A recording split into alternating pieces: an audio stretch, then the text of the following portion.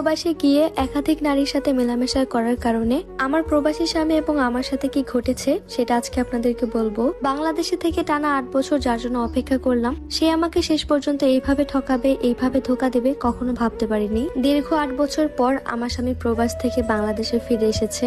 আসার সময় আমার স্বামী আমার জন্য নিয়ে এসেছে এমন একটি রোগ, যে রোগের শেষ পরিণাম একমাত্র পরকাল। 2013 সালে আমার বিয়ে হয়েছিল, আর বিয়ের 3 মাস পরে আমার স্বামী প্রবাসে চলে যায়। টানা 8 বছর সে প্রবাসে থাকে, আর এই 8 বছরে আমাদের শুধু মোবাইলে কথা হতো। যখনই শুনেছি আমার স্বামী একবারের জন্য বাংলাদেশে ফিরে আসছে, তখন অনেক বেশি খুশি হয়েছিলাম। এবার আমার স্বামীকে নিয়ে সুন্দর করে সংসার গুছিয়ে তুলবো। আমার স্বামী দেশে আসার সময় প্রথম সবকিছুই ভালো ছিল, তবে দেশে আসার 1 থেকে 1.5 মাস পর থেকেই সে অনেক বেশি অসুস্থ হয়ে যায়। যখন সে দেশে ফিরেছিল তখনই সে একটু অসুস্থ ছিল, তবে সেটা তেমন একটা মাত্রা অতিরিক্ত ছিল না। কিন্তু 1-1.5 মাস পর থেকে তার যেসব লক্ষণগুলো দেখা যাচ্ছিল, বমি বমি ভাব, মাথা ব্যথা, জ্বর, এসবের কারণে আমরা সবাই একটু চিন্তায় পড়ে গেছিলাম। তাকে অনেকগুলো ডাক্তারের কাছে নিয়ে গেছি, অনেক জায়গা থেকে ওষুধ নিয়ে দিয়েছি, তবে সে কোনোভাবেই ভালো হচ্ছিল না। এরপরে দেখলাম আস্তে আস্তে তার শরীরের ওজন কমে যাচ্ছে। আমার স্বামী বিদেশ থেকে আসার সময় যেরকম শরীর স্বাস্থ্য নিয়ে এসেছিল, আস্তে আস্তে তার শরীরের গঠন অনেক বেশি শুকিয়ে যাচ্ছিল।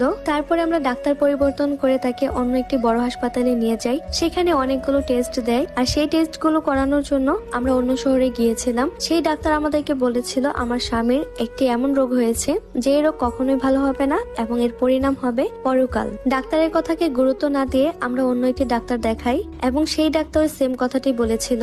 লক্ষণ এবং নমুনা পরীক্ষা করে আমার স্বামীর যে রোগটি ধরা হয়েছিল, এটির নাম ছিল এইডস। বিশ্বাস করতে পারছিলাম না, তবুও ডাক্তার যেহেতু বলেছে আমাদের বিশ্বাস করতেই হবে। যেহেতু আমি তার স্ত্রী, তাই এই রোগটি আমার মধ্যে আসারও সম্ভাবনা আছে। তারপর ডাক্তার আমাকেও কিছু টেস্ট দিল। এরপরে কিছু টেস্ট করার পর দেখলাম আমারও এইডস পজিটিভ। 1-2 করে পুরো এলাকার সবাই আমাদের এই রোগের কথা জেনে যায়, আর আস্তে আস্তে আমাদের সাথে যোগাযোগ করা বন্ধ করে দেয়। আমাদের বাড়ির আশেপাশে যত প্রতিবেশী ছিল কেউ আমাদের সাথে মিশে না। এমনকি বাজারে কোনো কিছু কেনার জন্য গেলেও দোকানদাররা আমাদের সাথে অনেক খারাপ ব্যবহার করত। আমার শ্বশুর বাড়িতে অন্যান্য যেসব সদস্য ছিল তাদের সাথেও তেমন একটা কেউ কথা বলতো না। একদিন আমার স্বামীকে প্রশ্ন করেছিলাম, আচ্ছা আপনি এই রোগটি কোথায় থেকে নিয়ে আসলেন, আর কেনই বা আপনার শরীরে এই রোগটি হয়েছে? আমার স্বামী সেদিন আমাকে কাঁদতে কাঁদতে বলেছিল, যখন আমার স্বামী প্রবাসে ছিল তার বন্ধুরা নাকি আনন্দ করার জন্য পার্টি করত, আর সেখানে নাকি খুবই কম খরচে মেয়েদেরকে পাওয়া যেত যাদের সাথে তারা মেলামেশা করত। আর এইভাবে দেখতে দেখতে আমার স্বামীও একসময় তাদের সাথে জড়িয়ে যায়। তাদের মতো আমার স্বামীও একাধিক মেয়ের সাথে মেলামেশা করতে শুরু করে। কথাগুলো যখন শুনছিলাম তখন নিজেকে খুবই অসহায় মনে হচ্ছিল, যার জন্য দীর্ঘ 8 বছর অপেক্ষা করেছি। তার বাড়িঘর দেখে রেখেছি, তার বাবা মাকে সেবা করেছি, অথচ সে আমাকে রেখে আনন্দ করার জন্য অনেক মেয়েদের সাথে মেলামেশা করত।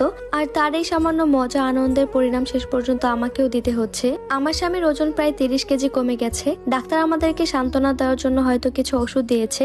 ওষুধগুলো নিয়ে আমরা বাড়িতে চলে এসেছিলাম, ওষুধগুলো খেয়েছি। আমি নিজেও অসুস্থ ছিলাম, তবে বাড়িতে আসার পর আমার স্বামীর সম্পূর্ণ সেবা যত্ন আমি নিজে করেছি। তাকে খাইয়ে দিয়েছি, গোসল করিয়ে দিয়েছি। যত কিছুই হোক, বিদেশ থাকতে তো সে আমার জন্য টাকা পাঠিয়েছে, আমার ভরণ পোষণের দায়িত্ব নিয়েছে। আমাকে সে ঠকালেও তার প্রতি আমার কিছু দায়িত্ব আছে। কিন্তু শেষ পর্যন্ত আমার স্বামীরা শেষ রক্ষা হয়নি। রোগটি ধরা পড়া 6 থেকে 7 মাস পরে আমার স্বামী পরকালে চলে যায়। আমার স্বামী জানাজাতেও সেদিন কেউ আসতে চায়নি, আমার স্বামীকে গোসল করাতেও চায়নি। টাকার বিনিময়ে আমরা কিছু লোক ভাড়া করে তার জানাজা দিয়েছি, তাকে গোসল করিয়েছি। এখন আস্তে আস্তে আমার সময়টাও ঘনিয়ে আসছে, আমার শরীরটাও দুর্বল হয়ে যাচ্ছে, চামড়াগুলো ধীরে ধীরে কুঁচকে যাচ্ছে।